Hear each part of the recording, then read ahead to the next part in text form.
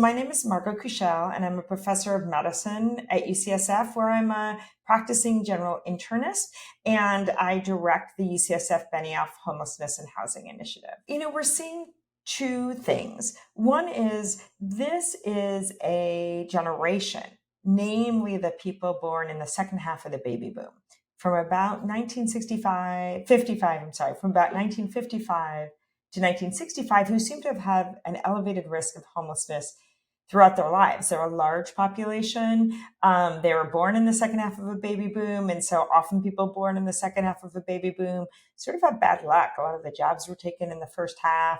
But they were also a group of people who really caught a lot of bad luck throughout their lives. They came of age during a recession. And we know that people who enter the job market during a recession never really make up the lost income. They entered adulthood during the beginning of the era of mass incarceration. And many of them, particularly Black men, got really caught up in that and had their lives really derailed.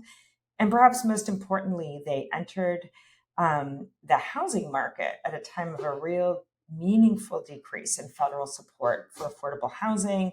You add that to sort of the decline of unionization and the lack of pensions. It was really a group of people who are now aging, who were set up to have bad luck and many things that left them very vulnerable to homelessness. What we know about the population of people who are aging while homeless is about 40% of them were never homeless before the age of 50. So when we talk about aging and homelessness, we're actually talking about people 50 and older, because by the age of 50, people who experience homelessness really have all the health-related problems that we see in people in their 70s and 80s in the general population. It just happens earlier for this population. But amongst those 50 and older who are homeless, a little over 40% had never been homeless before the age of 50. And when we think about these folks, we think about people who were working poor, who were people who worked their whole lives, often 2 or more jobs at a time. But they worked physically demanding, low-paid jobs with very few protections, no pension. And then sometime after the age of 50, something happened. And that something was something they could usually point to. They lost their job, or their spouse or partner lost their job. They got sick, or their spouse or partner got sick. Their marriage broke up. Their spouse or partner that died, or actually their parents died. A lot of 53-year-old men who worked their whole lives, lived with mom passed, and they are out on the streets.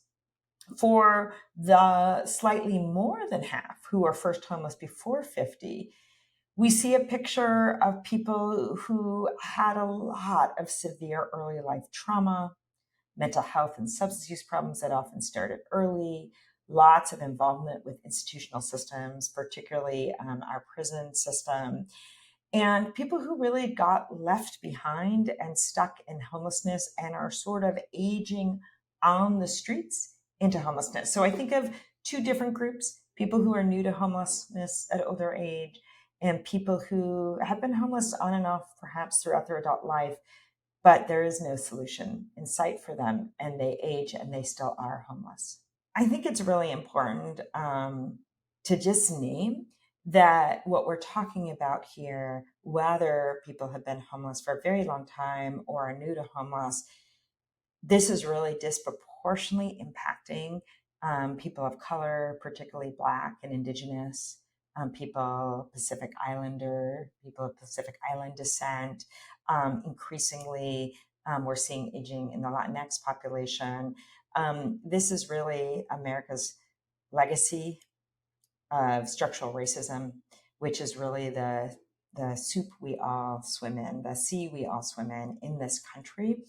And I think it's really important that we keep that in mind, that we turn to our Black-led or Indigenous-led organizations to provide leadership here, and to make sure that what we're doing isn't causing more harm and isn't in any way reifying the racism that these elders have experienced all throughout their lives.